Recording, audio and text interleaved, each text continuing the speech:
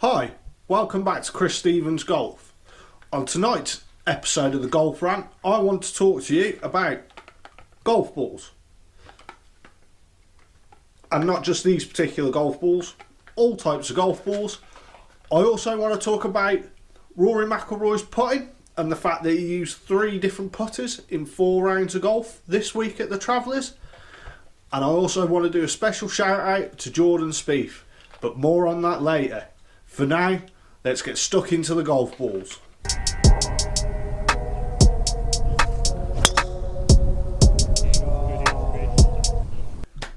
The golf balls are a massive market within the golf industry, and it's one that's going to explode over the next 3 to 4 years, I think, with the likes of Snell, Vice, Forte and Kirkland with all their balls coming out over the next 12 months, which is quite interesting. Now, me personally, I've used everything from the Callaway Chrome Soft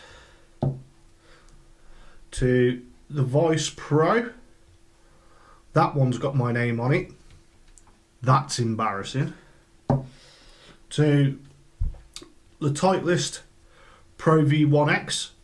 Again, that one's also got my name on it. And then the Srixon AD 333. So there I've used in the last 4 months a 2-piece ball, a 3-piece ball and 2 4-piece balls. And to be perfectly honest, as a 12/13 handicapper, I can't tell the difference. So I don't really know what all the big fuss is about. I understand, Titleist want you to buy their Pro V1s because they're nearly 50 quid a dozen. At the same token, Callaway want you to buy their Chrome Softs so that they could take some market share off Titleist. Saturday, I played a round of golf. I started with a Titleist and finished with a Srixon. And in between that, I also played with this Callaway for 1 hole. What can I say about it? Titleist, first hole, double bogey. Callaway, second hole, double bogey. Srixon AD 333 pulled the round back together and ended up playing to 9. So 40 Stableford points in the comp that we were playing. So what does that really tell you? Not a fat lot. So I don't really understand what's going on with the golf balls. I'm not a pro. I haven't got the facilities or the money to do a proper test. But what I will do is I will try and give you some information now of what I feel with the golf balls. So I have also got for this test a TaylorMade Burner Soft. So what I'm going to do is I'm going to take a ball from each price range. So we're going to go Burner Soft at £12 a dozen from Amazon. The Srixon AD 333 at £17. Then we're going to go Vice Golf with the Vice Pro at £30 a dozen. And last but not least, a Titleist Pro V1X coming in at $49.99 a dozen.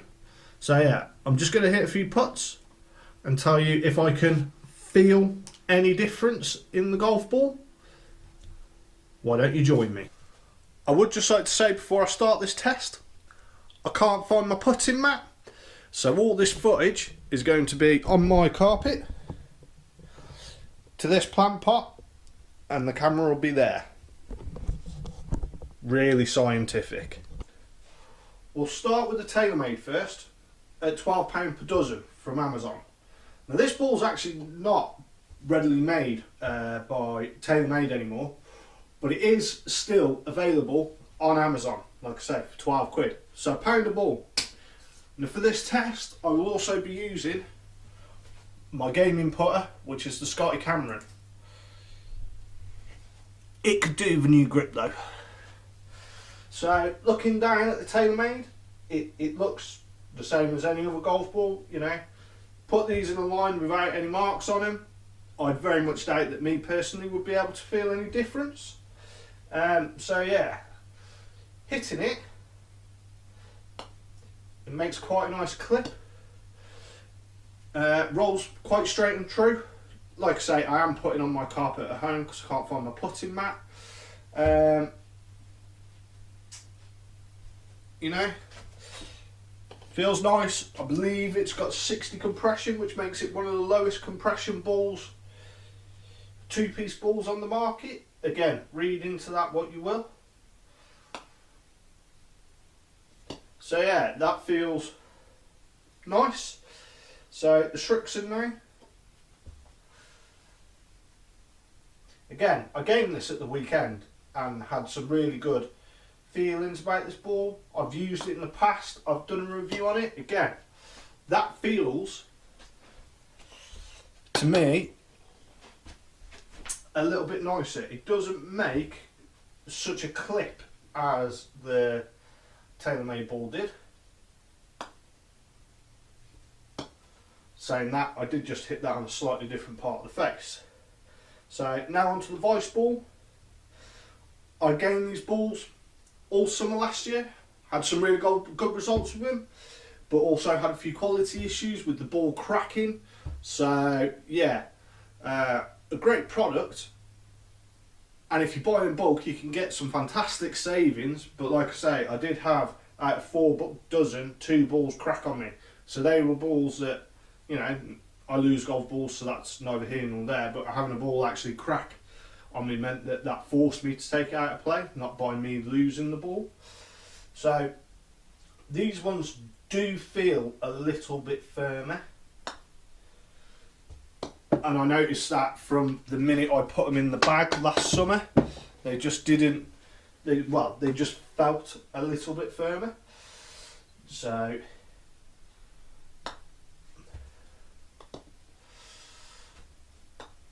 the Titleist now, again, it looks fairly similar to the rest. One thing I will say is the cheaper balls with the Iolumina covers, so the Serling covers, are a lot whiter, as where these two, the Titleist and the Vice, have been sat in my bag for quite a while now. They seem to have got a bit dull, lost their brightness, but it still doesn't stop them performing.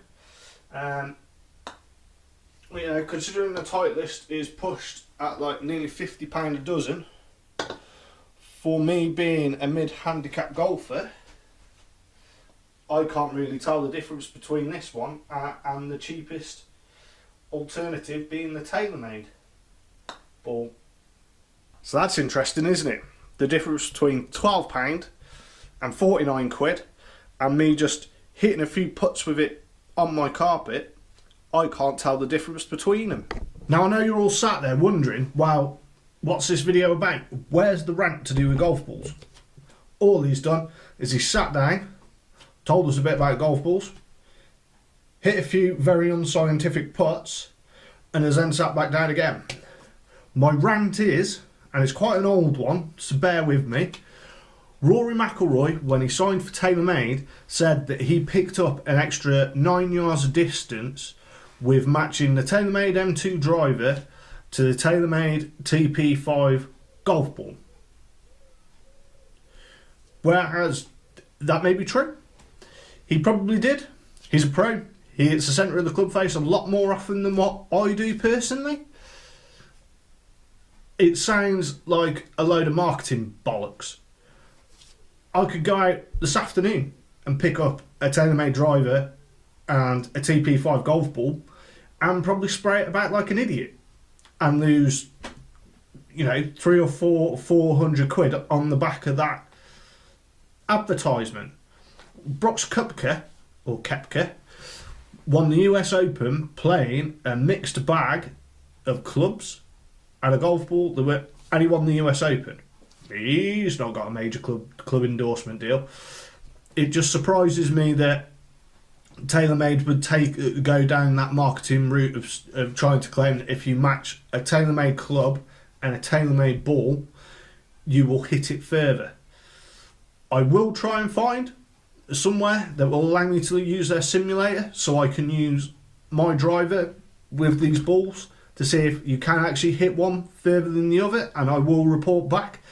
But I find it highly unlikely that I will find any distance. And to be perfectly honest, at my handicap, I'd much rather be a few yards shorter and be in the fairway.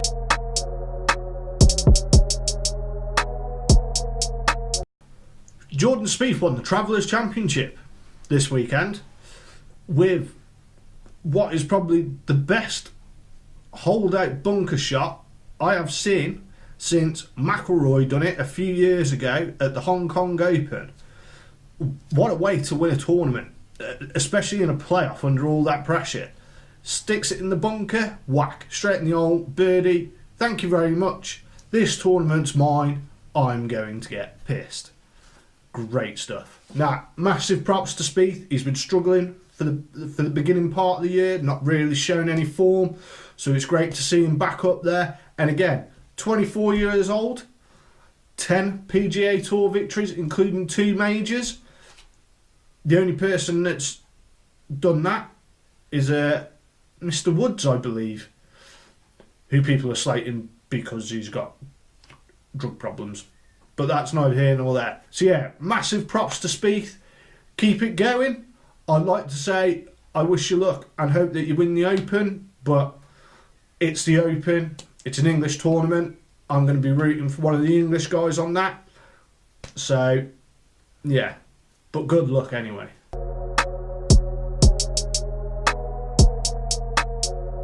Also, from the Travellers Championship this week, we have more on Rory McIlroy and his TaylorMade gear. So Rory, through 3 rounds at the Travellers this week, used 3 different putters. There's a saying that a good workman never blames his tools. Looks like this workman wanted to blame his tools a little bit. So, yeah, he used a TaylorMade mallet that Garcia used to win the Masters. He then used a different variant of that putter, and then on the final day he used a blade and shot his best round of 64. Maybe that is a case of, yeah, it was the equipment's fault, or maybe it's just the fact that because he was testing these putters, he actually worked on his putting stroke, done some practice on his putting, and therefore got better at putting. I've got a Scotty Cameron putter. I've had it for 12 months. I spent most of the winter 3-putting. Well, I haven't changed my putter. All I've done is I've done what I've done in this video already. Whacked some balls down on my carpet and putted to a point on my carpet to work on my stroke. Lo and behold, my putting's starting to improve. I don't really understand.